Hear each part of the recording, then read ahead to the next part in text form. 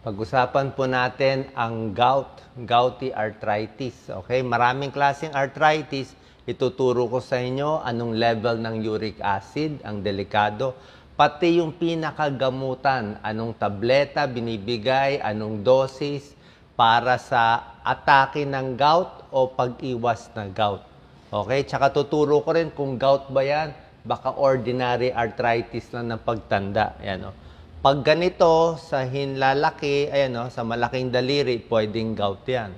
Pag pinabayaan mo, nagkakaroon ng tophi, o, ganito nangyayari. Gaya na itsura. So, maraming areas pwede tamaan ng gout, pero usually sa big toe at sa tuhod ang atake ng gout. Sa mga joints, Ito, papakita ko mamaya ang uric acid level. Yan, o, yung mga warning. Kailangan magpapa-blood test kayo. Para malaman kung gout, i-check ang uric acid sa dugo. Pag umabot kayo mamaya dito sa danger signs over 7 milligrams per DL, delikado yan. Pwede umatake yung gout. Ito si Doc Lisa, medyo mataas ata level uric acid. Anyway, ang gout ay affects around 5% ng mga Pilipino. Medyo marami yan. Okay? Yung mga mas matataba, mahilig sa mga matatamis na pagkain, kasama rin to sa mga symptoms. Ayan, o. Ang gout, sobrang sakit. Mainit yung joint, tsaka sobrang sakit.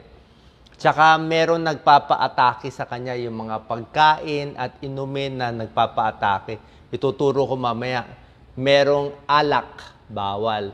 Kahit matatamis, bawal din. Tsaka mga high purine foods, mga laman loob, papakita natin. Tapos yung first aid, papakita din natin. Ayan, no? So, tawag dito, hyperuricemia. Mataas yung uric acid. So, merong mga laman dagat, alak, malakas, karne din, Karne, red meat, laman loob, mga shellfish. Pag mataas uric acid mo, biglaan. Tsaka marami hindi may alam, matatamis na inumin, medyo nakaka-atake din sa gout. Yan. So, pag hindi nalabas itong uric acid sa katawan o mataas ang uric acid level sa dugo, pwede magkaroon ng gout. Itong diet, pagkain ng high purines, hindi talaga nagkakos ng gout, pero pwede siya mag-trigger. Kung may tendency ka na mataas yung uric acid mo, yan, yung mga parts. Ano sintomas? Biglaan ang sakit. Tsaka sobrang sakit.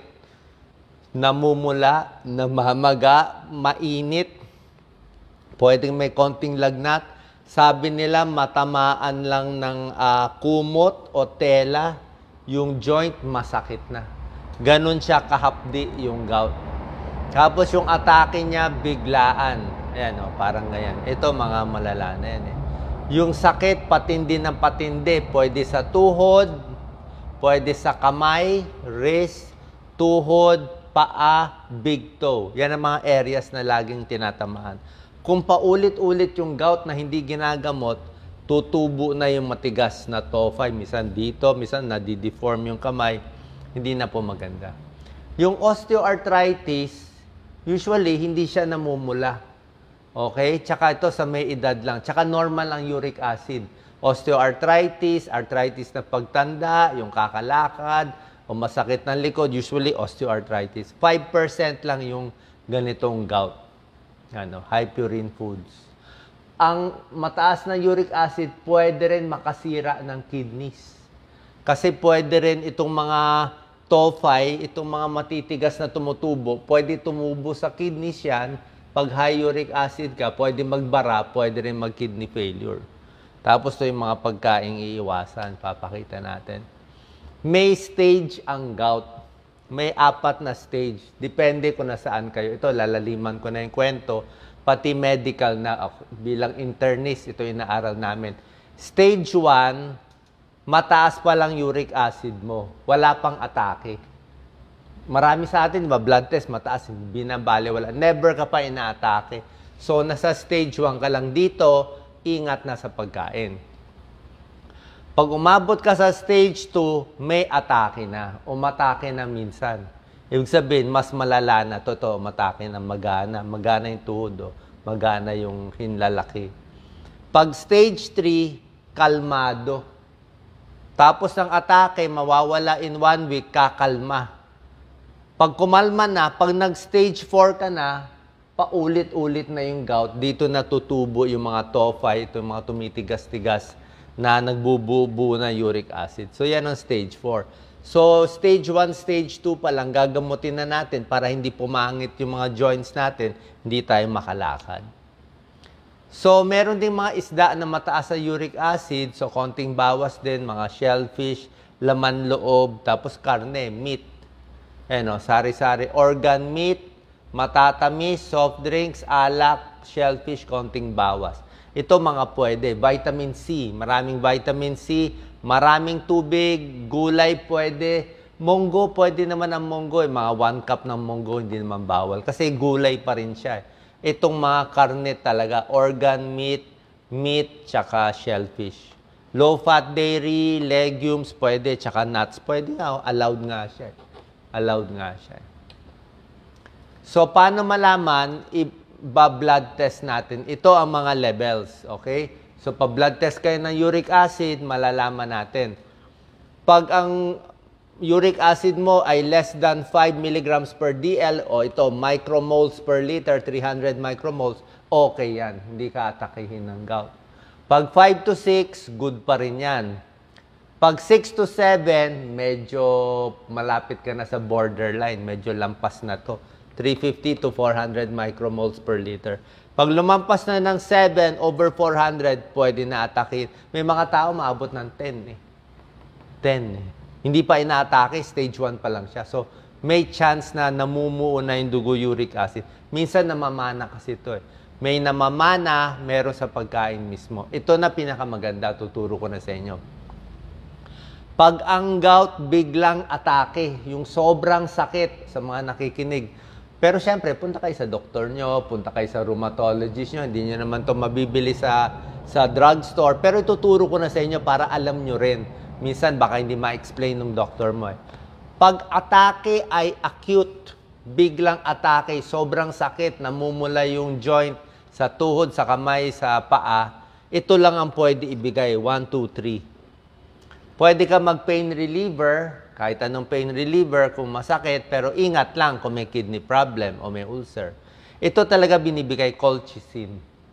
Colchicine, 3 times a day, mga ganun muna habang umatake. Pag kalmado na, colchicine once a day.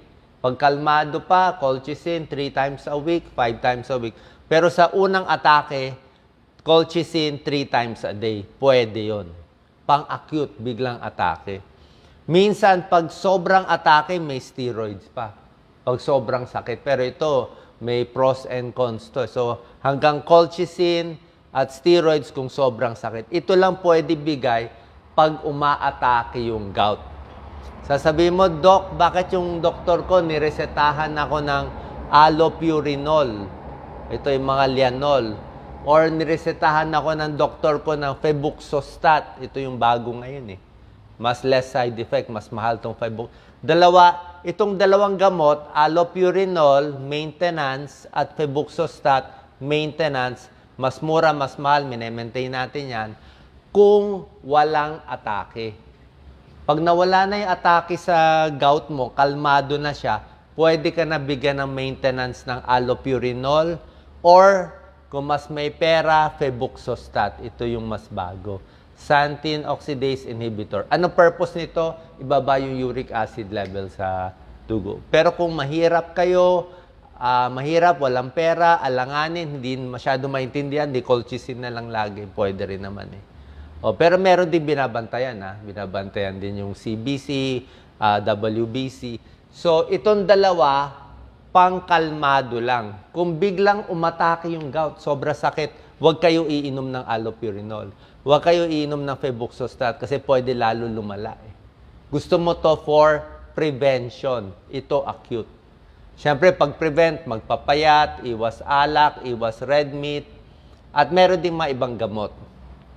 Tanong nyo na lang sa doctor nyo. So, sa acute attack, bibigay ko na yung gamutan. Pwedeng mga NSAID, di ba? Sabi ko, bihira ako magbigay ng pain reliever, pero kung sobrang sakit mga naproxen, indomethacin, ibuprofen, yan. Kung sobrang sakit. Colchicine, ito, 1 tablet 3 times a day. Usually, pwede yan. Ayan, no? 1 tablet, ayan, no? Every 8 hours. Meron ding steroids, kung talagang matindi, prednisone, binibigay din. Pero, mga 7 days lang at low dose lang. Meron din binabantayan na side effect sa bawat isang gamot. Okay? Usually, bihira lang naman ang sa side effect dito. Pero, papaalam pa rin sa doktor. Pang-acute first aid atake. Ito ang binibigay ng mga internists tsaka rheumatologists. Pag kalmado na yung gout, ito naman binibigay allopurinol. Ito nire-reseta natin. 50 milligrams, 100 milligrams, up to 300 milligrams. Hanggang 300 lang tayo dito sa Pilipinas. Pero sa ibang bansa, umaabot hanggang 600, 800. Pero dapat okay ang kidneys. Itong febuxostat, ini-start at 40 milligrams up to 80 milligrams. Sa ibang bansa, siguro malalaki sila 120 milligrams. So 40 hanggang 80 milligrams, ito 100 to 300. Ito lang minsan may mga side effect, mas mura siya. Ito pangkalmado na, pag wala ng atake sa gout, pang maintenance. Pero yung iba, kung alanganin, mini-maintain na lang dito sa call system.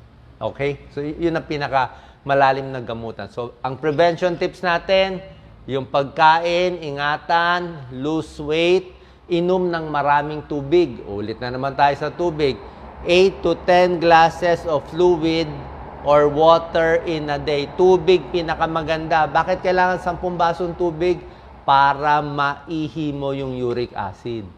Para maalis mo yung uric acid. Hindi pwede 3 baso lang. Kasi gusto mo nga siya i-flush out eh.